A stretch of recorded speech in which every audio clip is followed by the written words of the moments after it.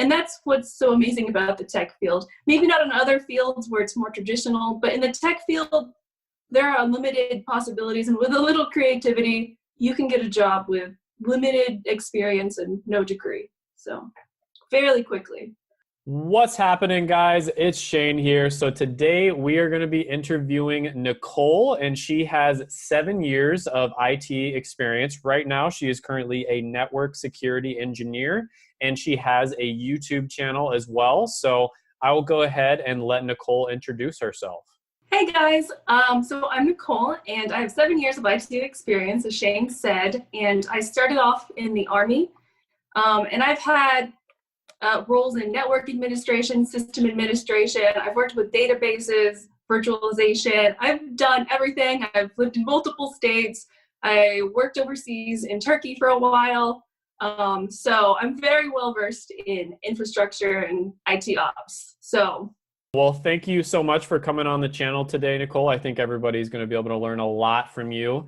I'm a fan of your channel as well. That's how I found you, and I thought you gave some really good insight as well. And so basically, I want to ask you some questions about, people who would be potentially interested in getting into IT. So we're going to be talking about the career itself, as well as, certifications and the degrees that you would get in order to get into your career and your perspective on that. So the first question I want to ask is going to be, what degrees or education would you recommend getting for IT related careers? That is a big question. So there is no set education path for any of the tech fields because the field is so new that there are so many different routes that you can take. So you can go to the traditional route and get a degree in IT, and then after that you can get a job in IT, and you can do that. You can also join the military like I did. You get a GI Bill and they'll pay for your college, and you also get experience. It does take a certain type of personality to deal with that, so I would strongly against it if you don't think you're that type of person. You could get a certificate, an IT cert. Those are huge in the IT field, and then you could get a job from that because that verifies your knowledge. You could also just create your own experience and set up an LLC. Make your own projects, post YouTube videos on tutorials that you create, and show that to a potential employer. And you can put that in your resume and be like, hey, I did this. It's really up to you and your personality type. There's so many different ways. You don't need a degree. You don't need a cert. You don't need military experience. You just really need to be able to sell yourself to an employer that you can solve their problems. And that's what's so amazing about the tech field. Maybe not in other fields where it's more traditional, but in the tech field, there are unlimited possibilities. And with a little creativity, you can get a job with limited experience and no degree. So fairly quickly. Okay, that's some great insight. What would you say actually matters when it comes to getting a job, specifically from the perspective of someone who maybe just graduated high school and they're looking to get into IT and the tech field in general, or maybe someone who already got their degree and they just graduated college? So what actually matters when it comes to getting that first job? There's so many various factors, but if you have a degree and you're looking to get into the field or even looking to change your field, I would say creating projects and creating your own experience. So there are many ways to do that, and you can do it all in your home. You don't have to go anywhere to get the experience, but Google is your best friend, and you can create your own projects, put that on your resume, and gain your own experience. Show an employer that you have a lot to offer to them. So not only can you learn tech, but you can also create videos and do all of these different tutorials. And most important, you can learn on your own and be resourceful. So those are really important skills for tech, is you have to continuously learn on your own. And that definitely kind of portrays that. You can create your own experience by creating an LLC and then making YouTube videos of tutorials. You can also create a GitHub if you want to do more security projects or web development or software development. And then you can put that on your resume. You can link to your GitHub with your experience.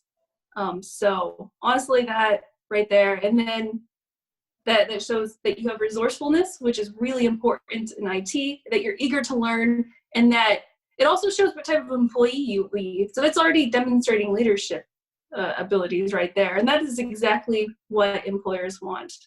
They don't want you to tell you everything you need to do. They want you to think on your own and kind of think outside of the box.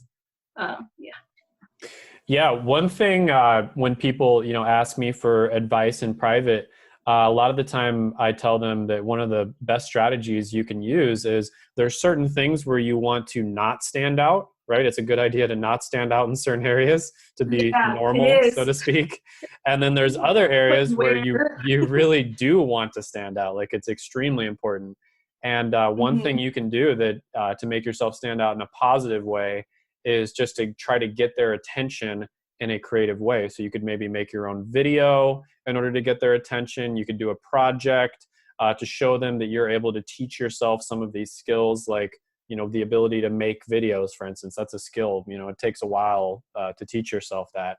And if you're able to do that, teach yourself that and do it in a creative way, chances are you're going to be able to take on a bunch of the other tasks that require you to think outside of the box within the business itself. So it's just a great way to kind of demonstrate that to a potential employer.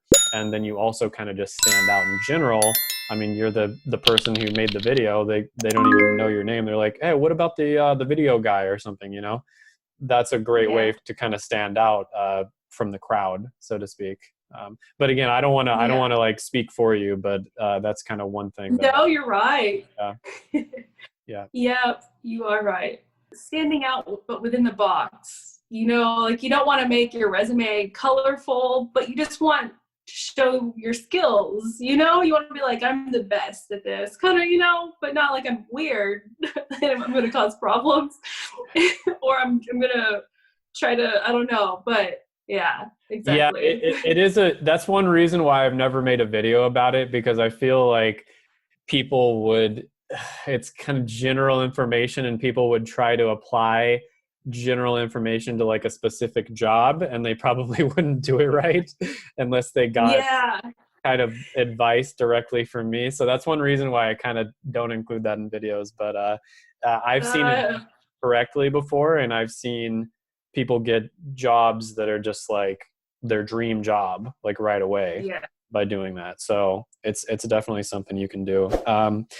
One thing I wanted to ask you about, Nicole, is are there any pitfalls that people should specifically look out for when it comes to getting into IT? Yeah, so these were some of my pitfalls.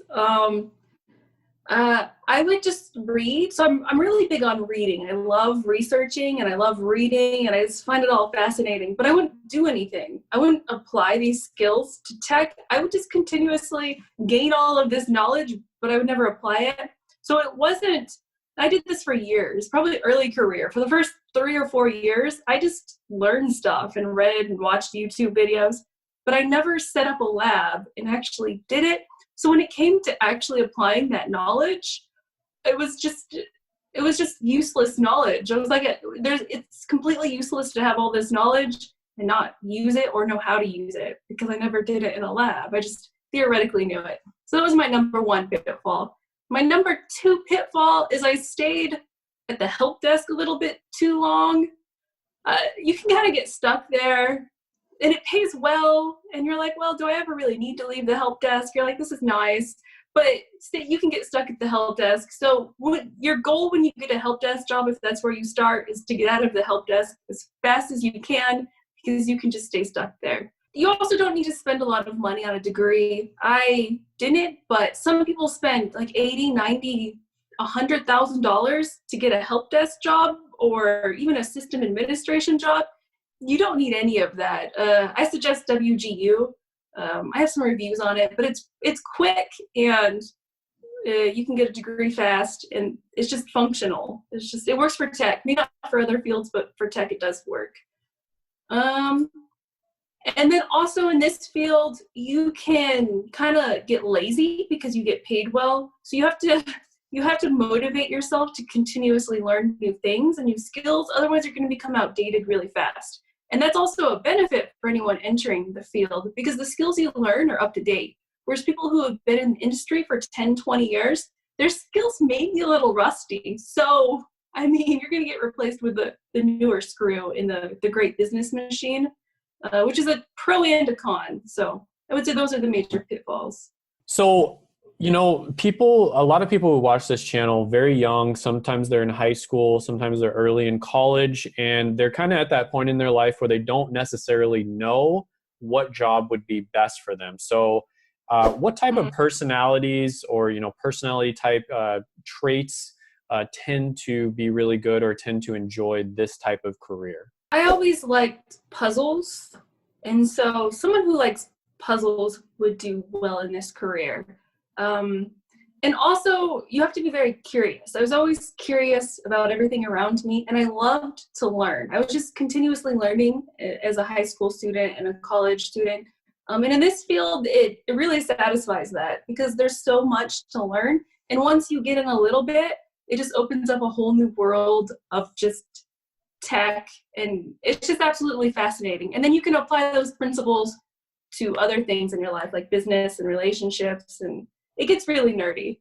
So curiosity, number one. Number two, someone who can kind of go with the flow, not too rigid and kind of it needs to be this way, because in tech, you're gonna destroy things in a sense, and you have to be okay with that, and you just have to go with the flow. You'd be like, oh, I broke this, and then you just have to fix it really fast, or something will come up, or a customer or a network will go out, or someone hacks your network. You just have to be like, oh, this happened. Now how can I fix it? And so someone who's solution-oriented and not problem-oriented, because the problems are going to happen.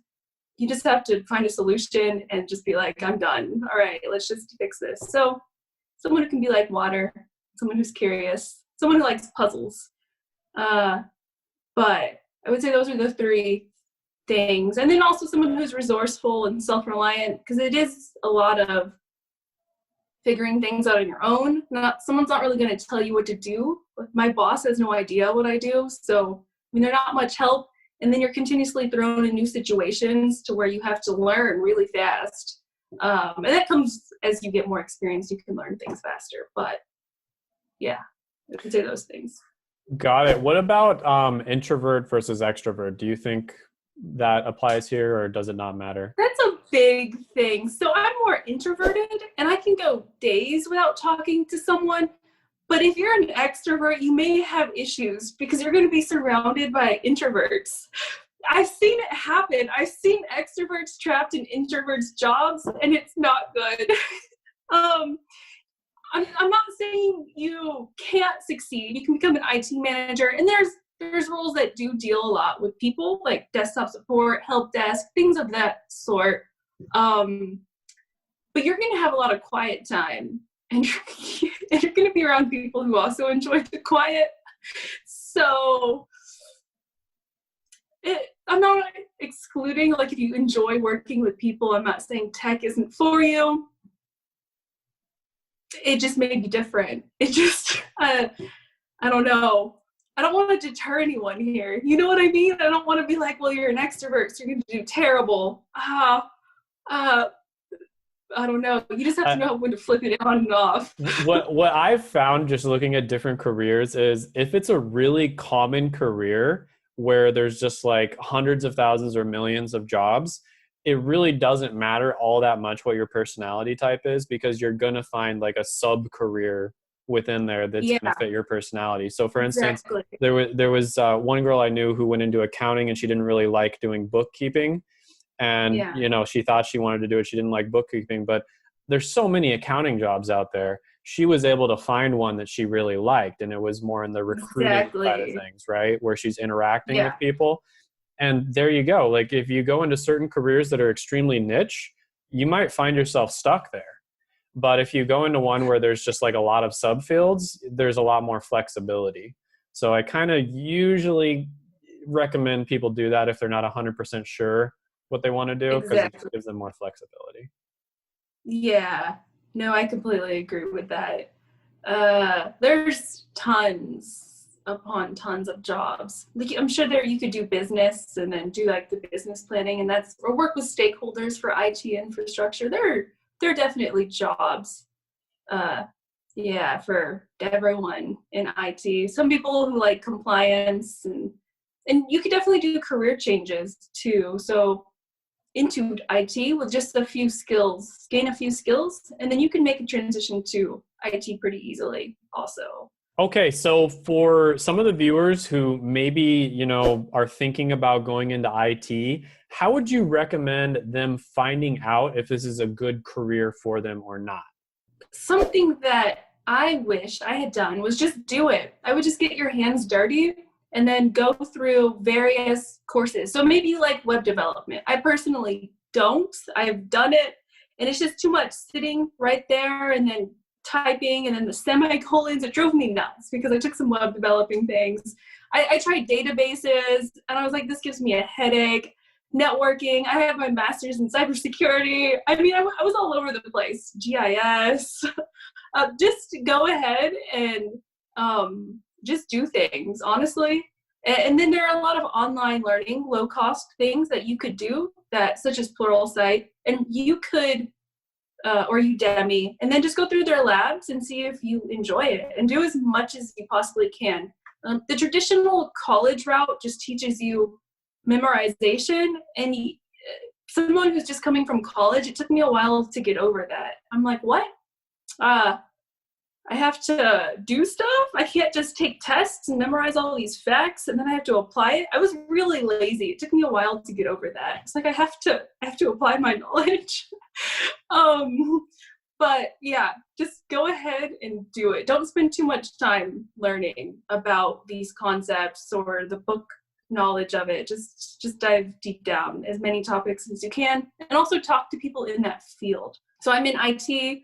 I wouldn't be able to really tell you what being a software engineer is like, or I wouldn't be able to tell you what cabling, like they're cable dogs in IT, because I can't speak from that. But there's just so many jobs, I guess. But yeah, so talk to people and try as many different things as you can for free or low cost. Don't spend $5,000 on a course. That's a fantastic suggestion, especially the course one. I always recommend just in general, you know, I give kind of like general advice on my channel, but I always tell people, it's almost like a broken record at this point. I think people get annoyed when I say in my video, but always try to contact somebody in the field that you're looking into. You know, you can get a hold of them maybe via LinkedIn, for instance, and just ask them what they would recommend. So you're going to find that for some career paths, you ask them, hey, do I need a degree to get into this? And they're going to be like, sometimes they're going to be like, absolutely, without a doubt, you need a degree. Other times they're going to be like, sometimes you need a degree, but you know, it helps, but you don't absolutely need it. And then other times they're going to be like, you do not need to get a degree. Don't get a degree, right? Mm-hmm. And the only way you're really going to know if that's important is to just reach out and ask people, because something that might have been true 20 years ago is not true right now.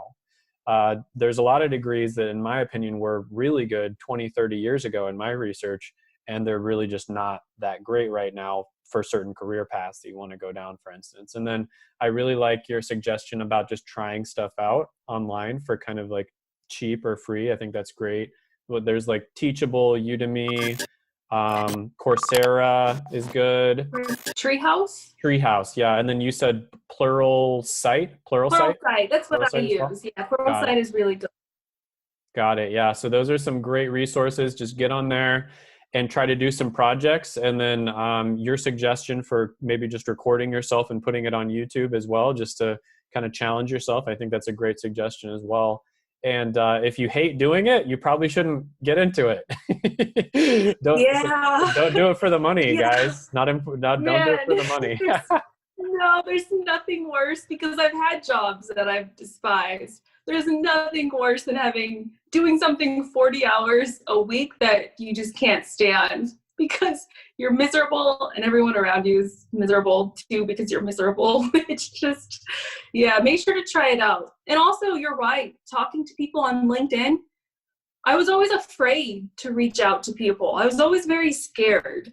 But honestly, people want to help, and it's not something I understood. I was like, why people want to help me? But it actually probably it's like a gift to them to be able to help you. now I understand it a little bit more, but I was so afraid at 18, 19 to ask anyone, like, what am I supposed to do? I don't know. Yeah, just talking to someone, people in the field is the best way by far. And you may think your teachers have a lot of knowledge. I'm not trying to go against teachers, but there's nothing like someone who has working experience in the field to be able to tell you what it's like. Teachers teach, but they're not going to give you insight on the day-to-day life and whether or not it's suited for you, because they just teach the knowledge of it. So that's an important thing. Yeah, that was a great suggestion. Yeah, one thing I found with certain careers, I've talked to people about this, is I'm not saying all counselors, all teachers are like this, but sometimes college counselors will give you advice that sort of benefits the college. Yeah. Because they want you to come back and get like a master's or a doctorate, right? And then sometimes same with teachers. Sometimes same with teachers, right? They honestly think their advice is good, and maybe it was good 5 years ago, 10 years ago, 15 years ago, but until you actually talk to someone who's in the field and doing it, you're not going to get the best advice. And I always recommend talking to several people if you can, just to get like a balanced perspective on it as well. Definitely. And different genders too. So I'm a female in a masculine environment, so my perspective will be way different than a male in like a male dominated field. So like if anyone wants to reach out to me and ask what it's like to be a female in IT, I'm probably that person. But if you're like, well, what's it like to be a male in a male, they couldn't help you there. So it's important to take that into consideration too. So absolutely. Yeah. And by the way, if I didn't mention this before, everyone, I'll of course link her YouTube channel down in the description. And if you have any questions on this video or just comments, criticisms, concerns, any way we could make these videos better, for instance, just comment those down below. And of course, Nicole, you can feel free to answer the comments. You would probably give much better answers than me, of course. But I try to answer every comment. It's been a little overwhelming lately, but I try to get to everyone. But that is a pretty good idea. And of course, you could comment on her channel and she would answer them there as well. So next section we're going to get into is going to be the yes or no section. So if it's not a yes or no answer, you can give like a very short answer, but we're going to try to keep this under a sentence if possible. That's my goal with this section. Okay, got you. Do grades matter in college for Absolutely IT? Not. Absolutely not. No, just get rid of that whole concept of grades. No, actually, I think it's a deterrent. So if you're an F student, it's better. Okay, that was a very straightforward answer. I appreciate that. Thank you. I feel strongly about that topic. How about clubs? Do you think it's worth your time to be joining clubs in college? Is that going to help you with getting a job? It's good for meeting people. So yes. If the people can help you get a job, yes. If it's like the drinking club, probably not. No. Yeah. How about getting leadership positions within those clubs? Do you think that's something that's is going to help you quite a bit or not? It will help you because it develops your self-esteem and your ability to communicate with people and those types of skills, and that will help you get a job. So yes. How about internships? Are internships important? Do they matter? Yeah, they would help a lot in securing a job. And then this is probably kind of along the same line, but work experience, is that important? Yes. But you can create your own work experience. And then networking. How important is networking in a field full of introverts? Man, that one's hard. It is so important, but I understand if you don't want to do it at all. It is important, but I didn't know anyone in my field.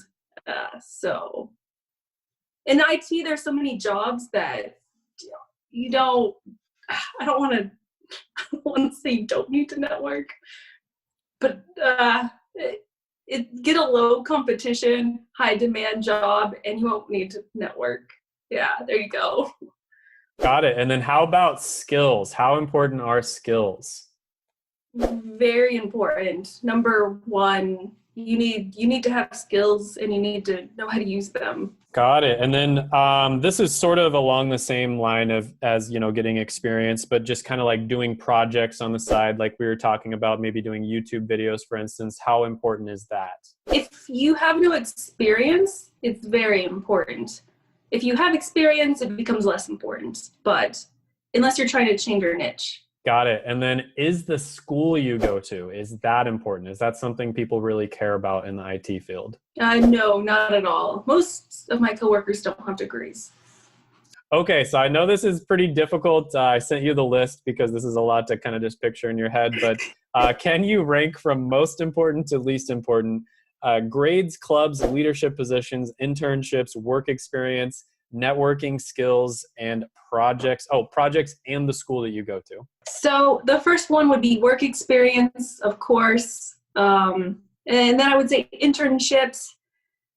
And then your skills would be second, but it kind of goes with your work experience a little bit. So you gain skills at your work experience and internships. And then below that would be projects. And then below that would be networking, and then clubs, and then the school you go to. And then I would say your grades. Your grades don't matter at all. So if you're a D student, don't feel bad about yourself. It's totally okay. You can still get into tech if you're a D student. Yeah, I would say that. Some of them go together, though. So you can gain skills from work experience, projects, and internships. So, but the brand name of your school matters none in tech. It wouldn't even, it's kind of outdated. Why does it matter? I don't know. Was that a good answer? Did I answer that well? No, that's fantastic. Yeah, that's absolutely fantastic. Yeah. Awesome. I've found that you ask this question to different people in different fields, you'll get literally it'll be flipped opposite. Really? Yeah. Your grades matter? I asked, in some fields, your grades really, really do matter. Like you'll actually put it on your resume. And then I would say in most fields, they don't. But there are some fields where it legitimately will be on your resume or your CV. So it really does matter. Yeah. And then there's some fields where the school you go to really matters. Like if you're a lawyer, for instance, a lot of the time the school you go to matters, like a lot. So I wouldn't do well in those fields at all. That would just anger me. To be honest, I would be so angry. I was like, because I would also just say this, like your school is pointless and your grades don't matter. That's wild because it's kind of outdated. If you think about it, school is outdated. You can get all this information online, but I guess like in nursing or a medical field, I can understand why the traditional route. So it's not complete. In tech, though, that's kind of my realm. In tech, it doesn't matter. Other fields, I'm just never going to enter them. I'm never going to become a lawyer. Is there anything else that we didn't go over that you think might be important here? I do. So when choosing your niche, if you're interested in finding a job really quickly with little experience, I would choose one where the skills gap is really high. So, for instance, cybersecurity, cloud, and data science are in IT one of the highest job niches with a huge skills gap. So you're going to be able to pick up a job a lot faster than, say, if you go into networking, which has been around for 20 years. Still a skills gap, a skills gap, just not as high as data science, cybersecurity, and cloud. So I would mess around with those technologies, and there's so many niches underneath those that you might be able to find one that you like. Yeah, seems like data analyst, data scientist, that one is highly requested in my comments section. So if anybody's watching this and they are a data analyst or a data scientist, go ahead, send me an email. We can maybe do an interview. Because that one seems to be very high in demand in the comments section. Oh, those are the most introverted people too. So it could be a little bit more difficult to find them. I actually did a poll on my channel, and I think something like 75% of the people who watch my channel are introverted. So yeah, I can kind of see that. That's fascinating. That's very cool. Awesome, Nicole. Well, thank you so much again for coming on today. Thank you for having patience there. And where can the audience find you, Nicole? Yeah, so I have a YouTube channel that I just started, and it's Nicole Ness. And like you said, it's probably linked below. And there I'll be creating videos on how to change your career into tech or how to get your first job in tech. So I will be going over all of those topics. Thank you again so much, Nicole. And we will see you next time. Have a good one. Awesome. Oh, thank you so much, Shane. See you.